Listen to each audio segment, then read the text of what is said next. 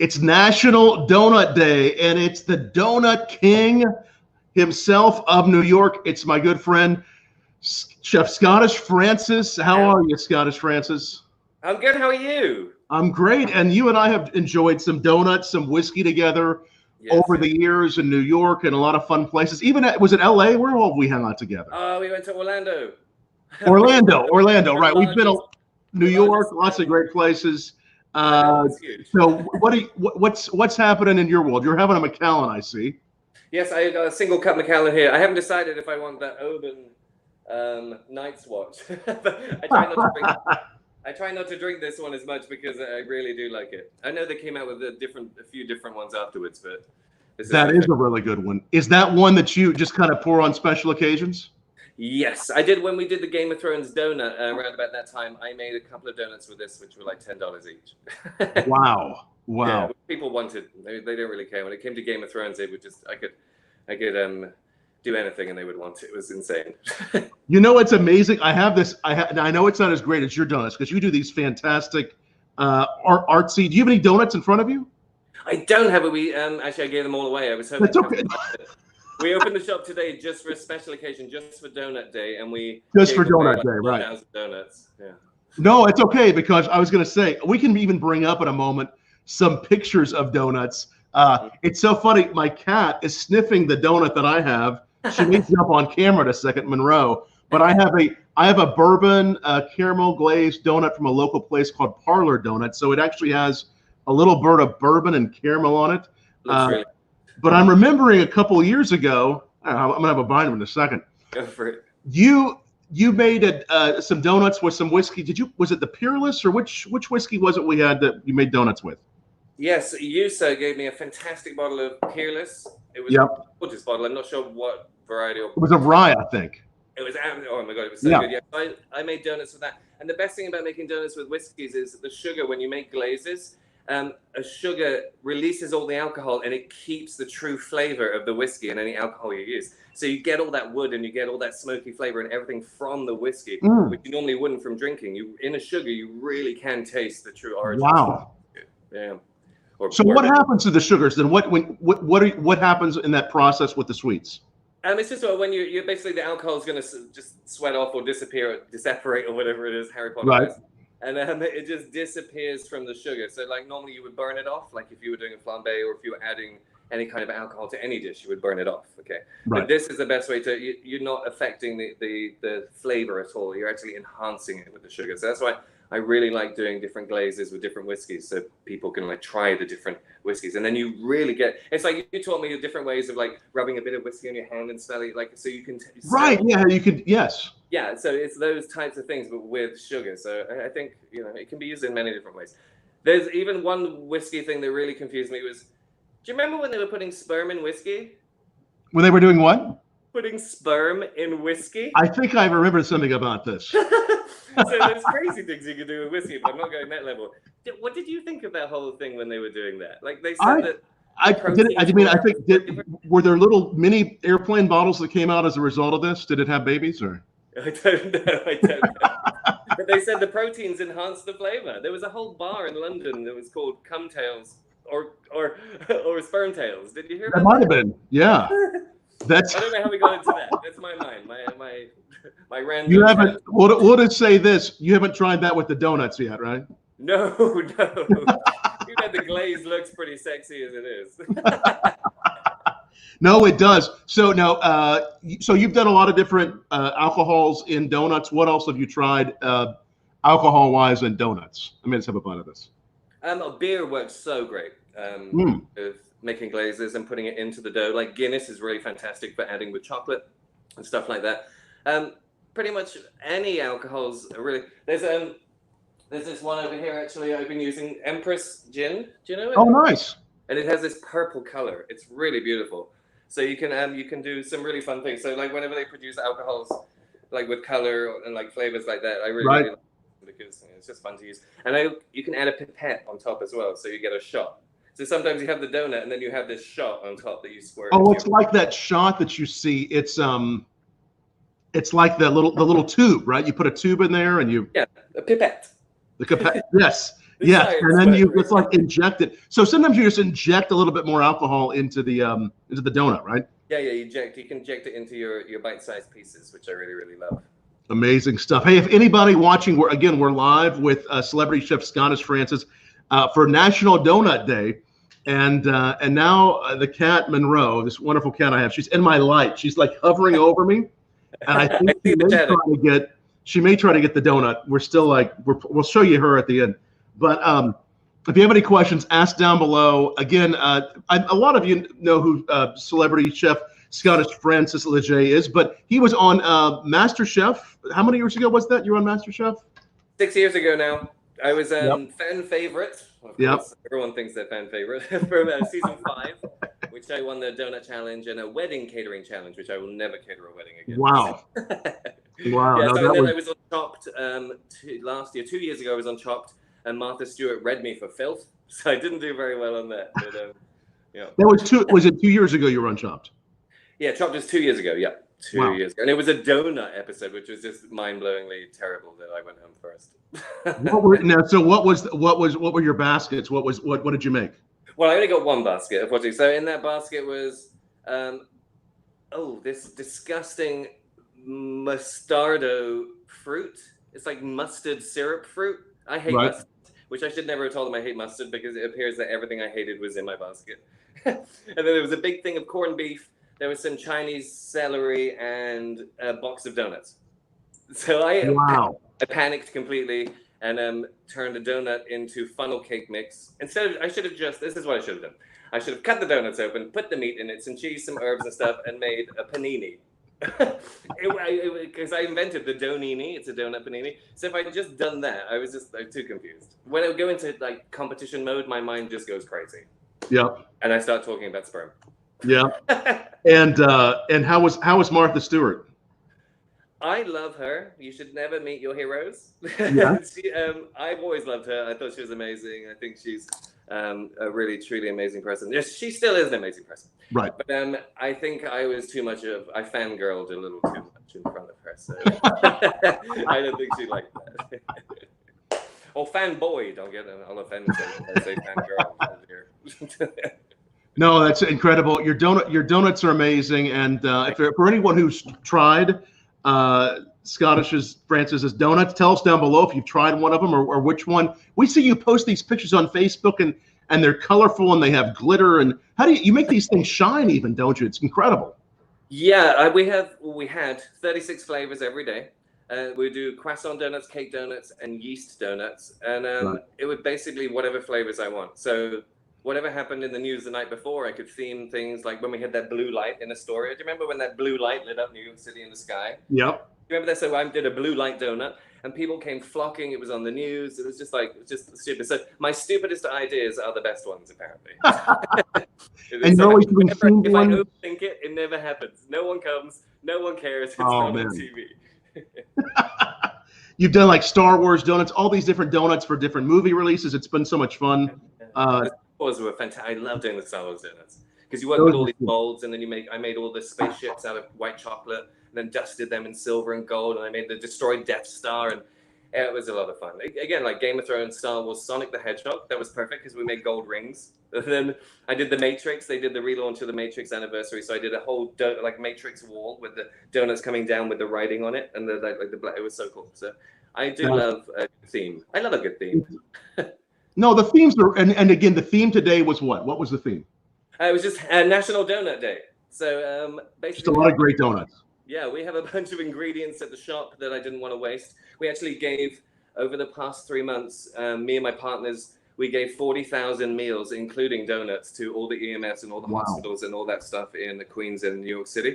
So we had a few ingredients left over, and I just wanted to use them for a donut day as it's my second birthday. You know, being the donut king. Second birthday.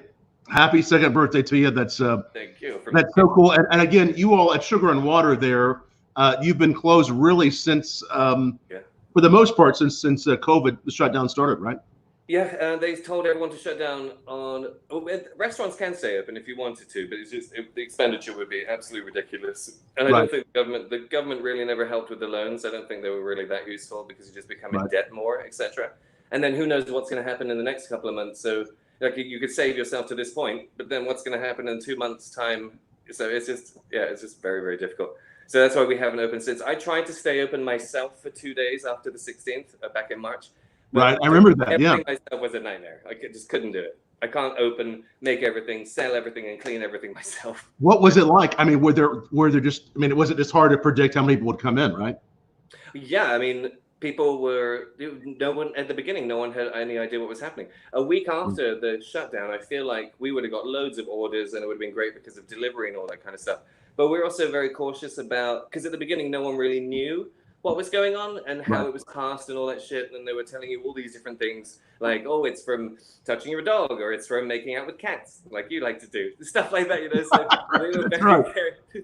we were very cautious of not being the source of the problem, you know, because what happens if we're sending out donuts and one of us was positive, and then you know, a bunch of that would just be terrible. So it was worth shutting down just to figure out until the government and everyone figured out, all the scientists figured out what was going on.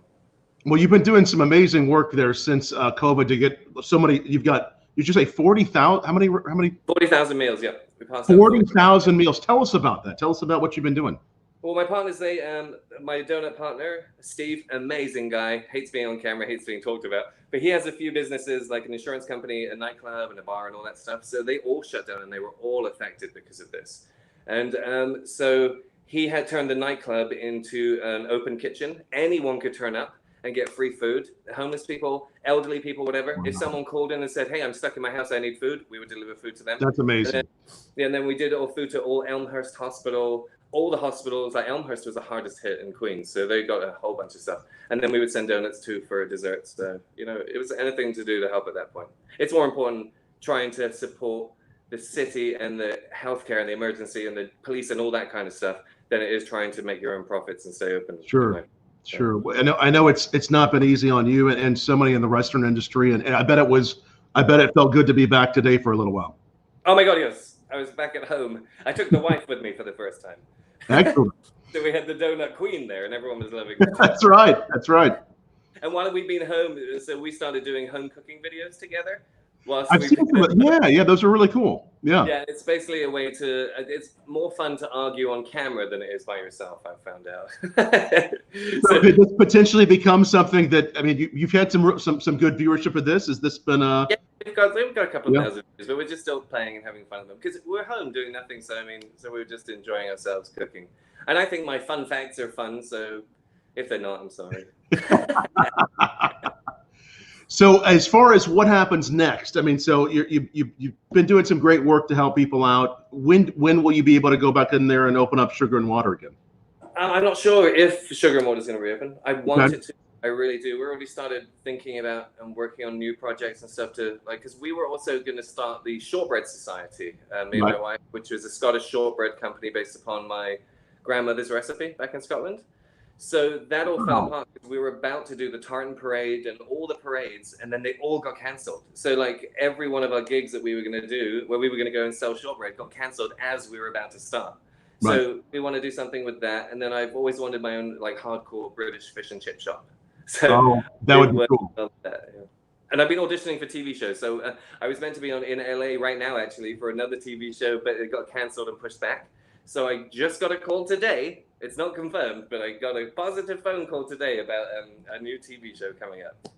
Is there anything you can tell us about the TV shows you might be on, or any? I can't. It's a brand new show. It's a brand new show. Anything about it, but I will be in LA for 3.5 weeks. Which I'm very that would be cool. And is it relating to food, or is it maybe something completely different?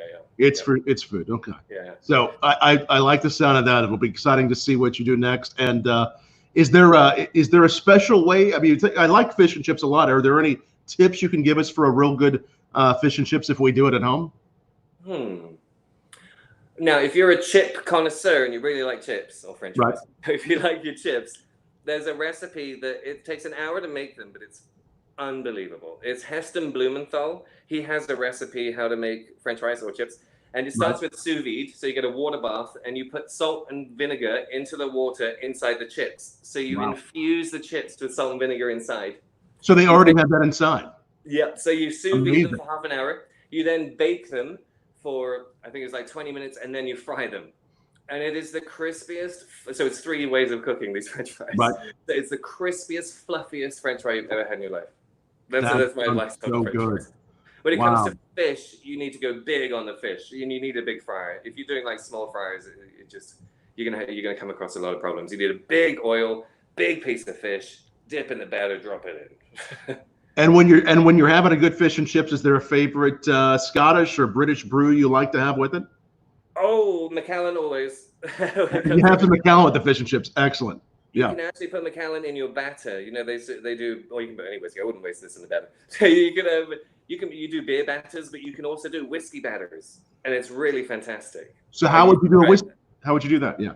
So you would do your normal batter. So instead of adding beer, you would use a club soda or a seltzer. So you have a little soda, the bubbles, because you want a gassy liquid when you're making a batter, because it's going to gas inside the oil, and it fluffs up and puffs up and gets crunchy even more. So you want to use club soda, and then you would add a shot of whiskey into your batter. You know, or you could just do all whiskey, but it's going to have a harder, denser batter. Oh, I love good fish and chips because I spent a little time living in England, and I was always a big fan of what they did there, and you know, everywhere in Britain. Just a really good proper fish and chip is so nice. Yeah, with some curry sauce. Some curry, yes, the curry sauce too. Oh, pickled eggs and pickled onions, and I love that stuff. Deep fried McRib patties. It's not the McRib, but those rib patties you get. I love, put that in batter, you deep fry that. Oh my God, deep fried haggis. Oh my God, that's the best thing ever. And have you been making a lot of this at home just to? No, I'm not allowed to deep fry in the house. I get in trouble. No, okay, no deep frying at home.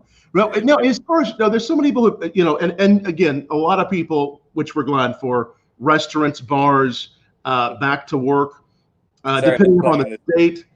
You know, I know it's going to be a little while. I think, is it next week in New York things start reopening? When is it in New York things start reopening? They said Monday is phase 1 start. Phase 1. Yeah, phase 1. But with all the protests going on, right. I don't know what's going to happen, because they say it's going to create a second wave or anything. So I think it could push phase 1 maybe back. I don't know. So we'll see. Is that what the general consensus is? I'm all about the protesters. I support them completely. But yes, in New York City, the amount of people here, it really could cause a problem. Yeah. And that's what a lot of people in the restaurant business there are saying, that this could really happen. Yeah, it really could. I mean, all the restaurants are suffering in New York City right now, all over the country. They're suffering. All over the world, restaurants are suffering. It's unbelievable. Bars as well. It's just unbelievable. And they say that 40% of restaurants won't reopen in New York City. 40%. 40%. And how many? There's a ton of restaurants. I mean, that's a big part of hospitality. Is a big thing in New York. Oh yeah, there's 100,000 maybe. Yeah. Yeah, there's so many restaurants. That's really sad. They're not all great, right? But but there's a different strokes for different folks. Do you? I mean, obviously you've been in the restaurant business for a while. You've seen it on some really big levels. What do you predict? Do you think the numbers will be that great? I think they will. And I think you get this. You're going to have to figure out how to reassess the restaurant industry to come through on the other end of this too. Most businesses, the way they happened, either your business worked for the COVID problem and you made a lot of money because it was perfect for it, or your business failed. I don't think there was any in-betweens. Yeah. It was like, wow, oh my God, I sell soap, fantastic. I've just made my company will survive. But if you sell something that has nothing relevant to staying at home or anything like that, or people have to come to your place, it's really can affect you. So you have to think of how to get outside that, how to change your company, or how to, just adapt. And we certainly feel for everyone in hospitality and all those businesses right now. We do hope that things will get better. Scottish Francis, the Donut King of New York, it's exciting to have you. You're trying which Macallan are you having there? This is the single cut 2018. That's really beautiful stuff. That single cut is really nice. The classic cut. Since we had some Peerless.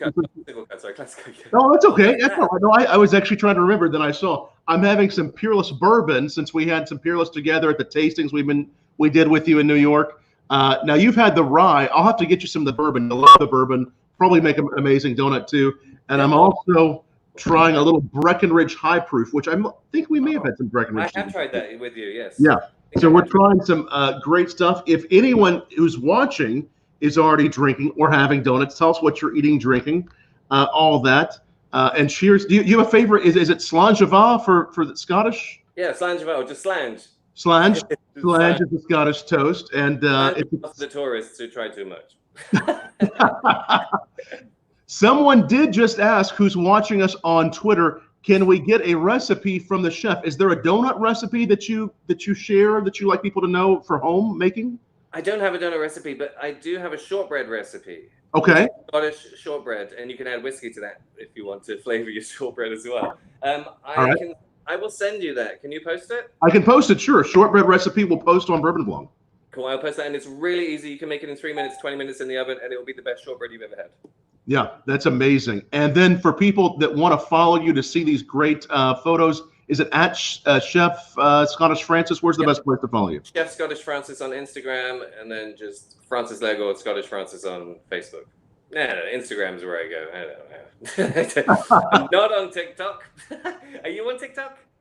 You know, I haven't started doing a whole lot of the TikTok thing, but I should. You should do like a donut on TikTok, making a donut or... I get embarrassed just watching my friends do TikTok. Yep. I don't know if I can do that. Maybe I've seen all these videos on Instagram that are like, or is it Instagram? There's the smashing things, not destructive of like anything, but it's like smashing cakes or whatever. Maybe you could do a smashing a donut. I could smash two donuts together. What's that? Smashing a donut is code for something else. Is it? Okay. So maybe we could do this. This will get even more exciting. Right. No, it's Scottish Francis. You're originally from, is it Edinburgh? You're from Kinloss in the Highlands.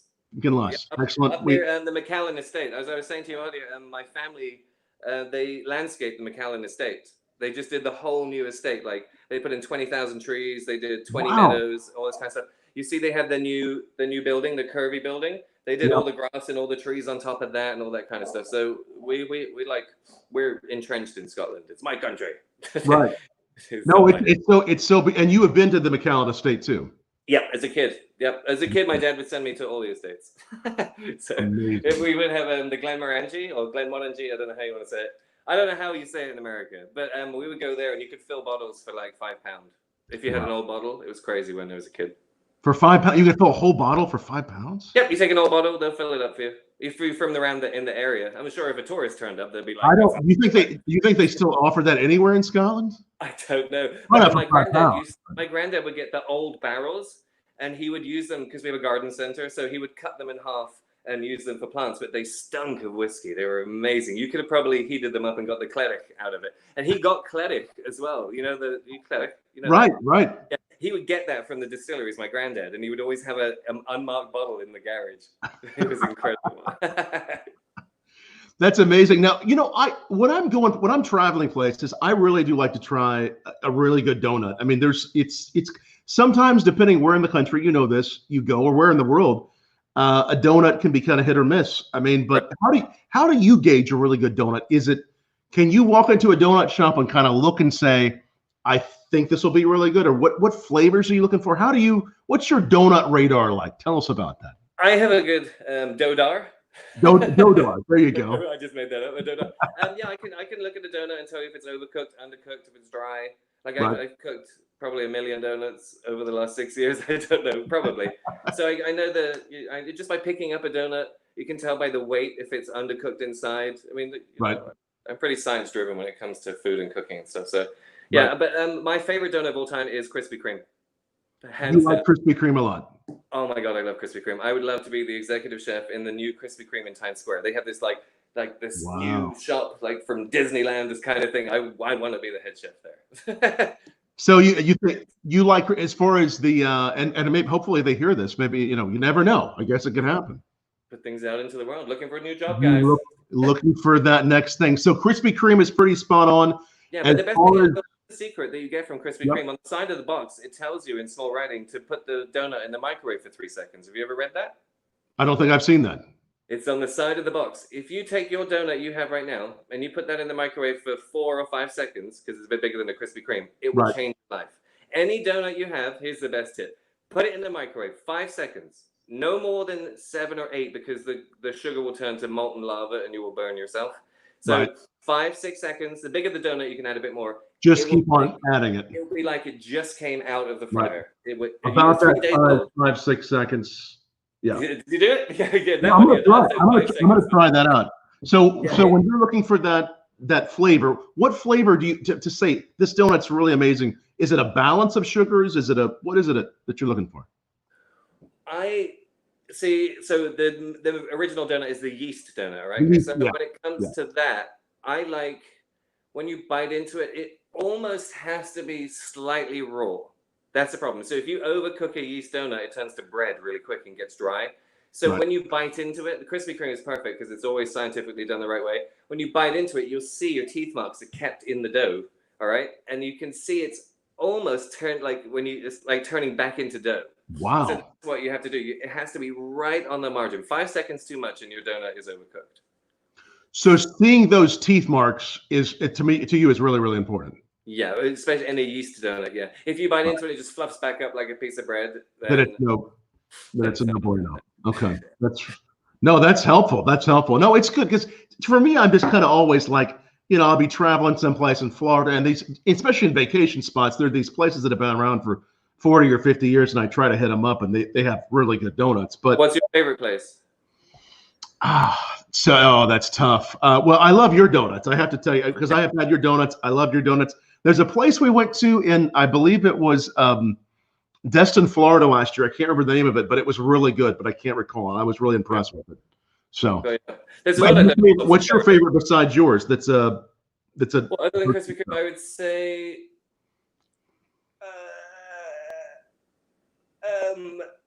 I like the donut plant in Chelsea. The donut plant. Yeah, it originally started on the Lower East Side. I used to live there years ago, 2 doors down from the shop, and it would sell out by like 10 in the morning, so you had to be there first thing in the morning. Wow. And they now have one in Chelsea, they have one in Japan, and all this kind of stuff. I would love to go to the one in Japan because they have all these crazy flavors. So I would love to go. Donut Plant is really great. The guy's a bit of a munchkin, donut reference. He's like this bold Israeli guy or something, and he's a total asshole. But I love and respect him. I love donut chefs can be assholes. I tell you that. Oh, really? They can be. Oh, yes. Yeah, we've been by ourselves at a fryer for years and years and years. So when we meet someone, we just snap. Oh, wow. No, so I really do like the Parlor Donuts, which are in Evansville, Indiana, across the border from Kentucky. They make amazing stuff, and they just started a couple years ago. It's really nice. Some of it's kind of in that cronut fashion. It's really nice. Those two, yeah. They're good. These are really good. The the whole thing with people staying in, cooking more at home, whether it's making donuts, pastries, until recently, restaurants not reopening, some were getting some food to go. How do you think it's going to change taste buds across the world? I mean, people across the world are cooking more at home. How will it change culinary arts in general? What do you think? Well, I think people are just going to have to learn to cook more. I think there's going to be a lot more of these meal kits are going to come into fashion where you get delivered the ingredients and then you learn how to do it. But I think also these meal kits are going to come with videos a lot so instead of you get a piece of paper, you're going to be watching some celebrity chef saying, "Hi, this is how you open a duck up," or something like that. So I think it's going to become more interactive, more cooking for yourself and learning. And also you see a huge thing right now, everyone's cooking or making their own vegetables in the garden. They're growing stuff. Right, yeah. Everyone's suddenly like, I have a bean plant. And they think they're going to survive the rest of the year with one little bean plant. But I think learning about ingredients, where they come from, how to make them yourself, and all that, I think it's going to become a lot more like that. Yeah, but I guess the rich buggers, they're just going to go out to whatever rich restaurant, they'll do whatever, they will give up. Maybe there'll be more personal chef jobs, who knows? Well, hopefully so. And maybe, I mean, you're mentioning you're going to be auditioning for this new show in LA. Hopefully there may be more cooking shows, right? That could happen. More celebrity chefs, more cooking shows. Well, this is the problem. The last 3 months, they haven't been able to film anything. That's the thing. Yeah, it'll be a while, right? Yeah, for content. So now they've got to film all this stuff. And then now, in case this happens again, they've got to film more stuff.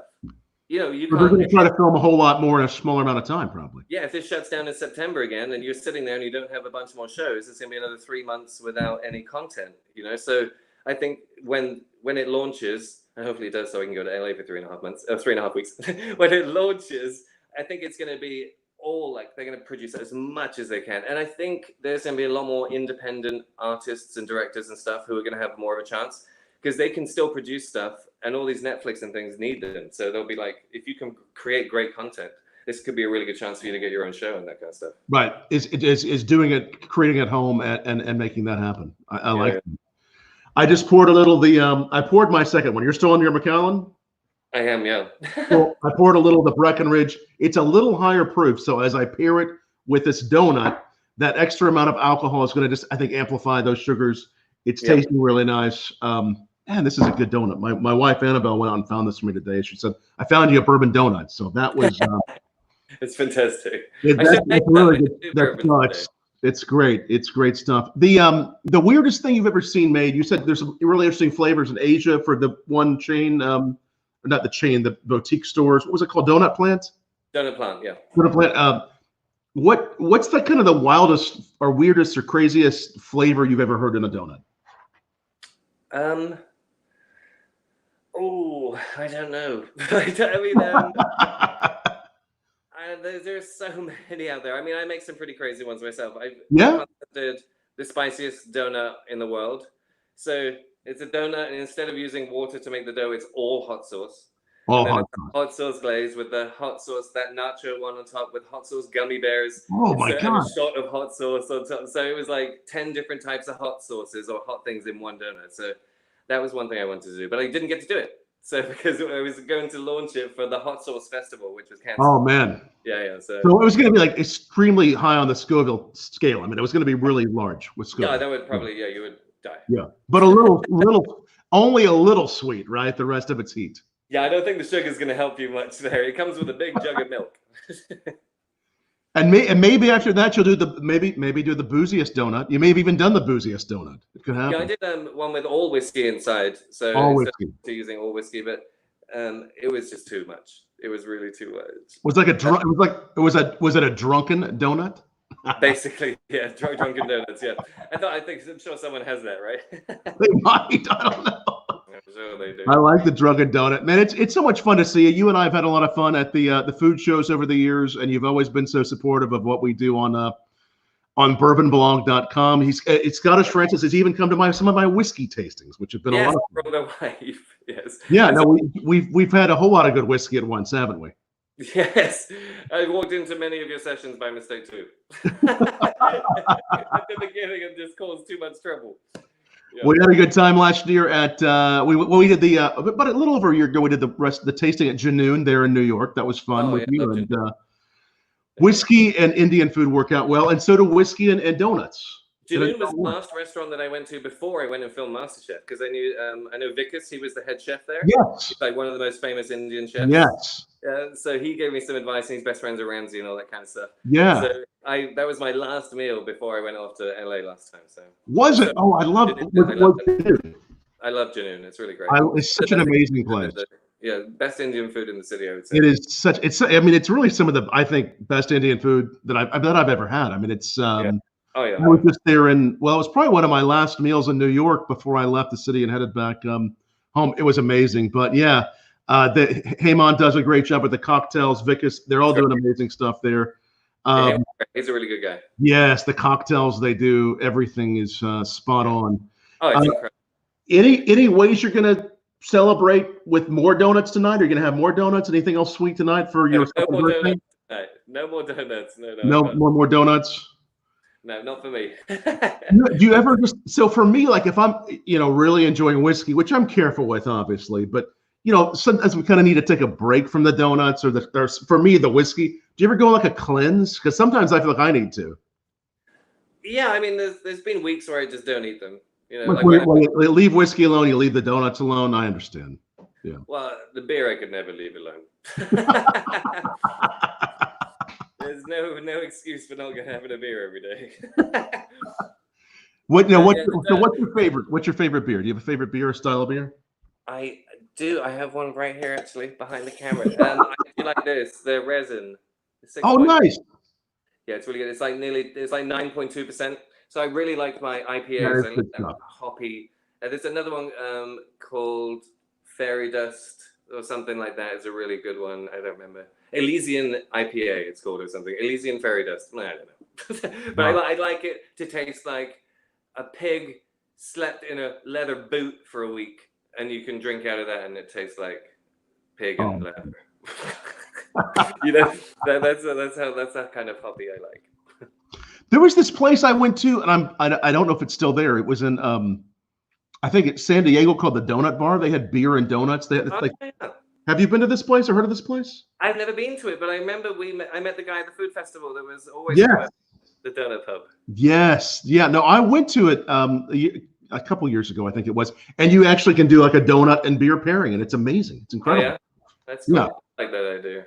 It's pretty good stuff. No, it's fun. Well, man, it's just so great to see you. I'm so glad we can come together, talk about donuts on National Donut Day, and have a whiskey together. I really appreciate it. Thank you for asking. And maybe, and you might. Oh, now again, what was the other one you have? The Oban, the special Oban.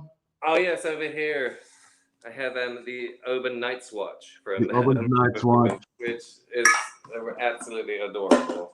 Yes, it's a beautiful bottle. Have you tried it? I have tried it. It has been a little while, but I have tried it. I know it's a pretty rare one. Yeah, I like it. They did a second release, but I prefer the first release. When this came out, somebody wanted to buy this bottle for like $1,400 unopened. Wow. Absolutely crazy. The price that went on the Game of Thrones whiskeys was unbelievable. You saw that, right? Yes. Yeah. No, it got really popular. Unbelievable. There's still a liquor store just across the street from me that has every bottle, and they're selling it as a collection for $3,000. That's amazing. That's wild. Yeah. But you can get this online now. You can get this one delivered to your house online. I know you can. Oh, really? Like Drizzly? Like $130 or something like that. Wow. Yeah. Well, it's good that you're stocked up, that you have a little whiskey there to keep you entertained, happy during COVID. Hopefully, and that's the thing we've done almost every day since COVID started. We've been bringing another great guest on, like Scottish Francis, and it's so much fun to talk donuts and whiskey. And usually, I'll just put the website up here or the link, BourbonBlog.com. We sometimes do it at 8 Eastern. It just depends when we do it, but make sure everybody who's still watching, bookmark BourbonBlog.com/live.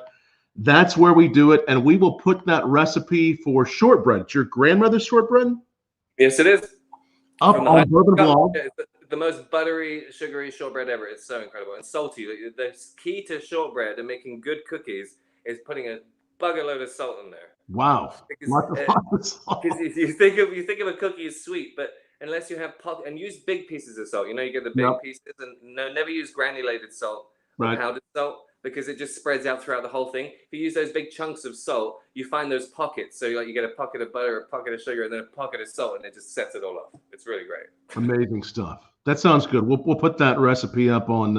I will send it to you right after. On Bourbon Blog, and we'll put this video up. And have you ever painted a donut like a Scottish tartan or kilt or anything like that? Yes, for Tartan Day. Yes, so we wrote Tartan Day. I thought I may have done that. Yeah, that's it. yeah. I could do tartan ones. I love it. Yeah. I love it. You occasionally wear a kilt, or? Yes. Yeah. I'm wearing no pants right now, but yes, I shouldn't. Are you wearing pants? I'm wearing shorts actually, but I have the bow tie. So. Next time I'll have you on, I'll grab a tartan though. Yeah, there you go. I should have put a kilt on too. Oh, I got a little plaid or something on. You do have Americans call it plaid. It does help me, even though I'm still wearing shorts, it helps me feel dressed up to do the bow tie and the jacket. So. Well, you're always dressed mighty fine, sir. And you as well. It's always good to have a drink with you, buddy. And happy second birthday to you. And hopefully we'll see you soon in New York once things are well and better. Give your wife our best, and just we wish you the best with the new show. And we'll bring you back here and talk about it more once things are move along here on Bourbon Blog. Cool. Yeah, I will let you know. I will do as soon as I get back from LA. I'll get in touch and let you know how it went. That would be wonderful, my friend. And thanks to all who are watching. Tomorrow night we'll be here at 8 p.m. Eastern talking whiskey and cigars. Do you like cigars, Francis? I love cigars, but I don't get as much as I like. Yeah, well, so hey, we're gonna have to do whiskey and cigars and donuts sometime. Oh, we'll have to do that in the garden. The wife is not gonna let me smoke a cigar in the house. You could do donuts. You could fry the donuts and smoke a cigar in the garden, right? Yeah. Oh, I wonder if you can smoke something with cigar smoke. No, it would just smell like tobacco, wouldn't it? Well, maybe you could do a smoked donut or an essence of, because they do that in cocktails. Essence of tobacco. Yeah. I don't know. Thoughts. We're going to have to brainstorm more. I like this. We're brainstorming. Right. All right. You guys have a good night. Cheers, Scottish. Thank you so much, Scottish Francis. So great to have you. Cheers. All right, we are offline. Thanks so much, bud.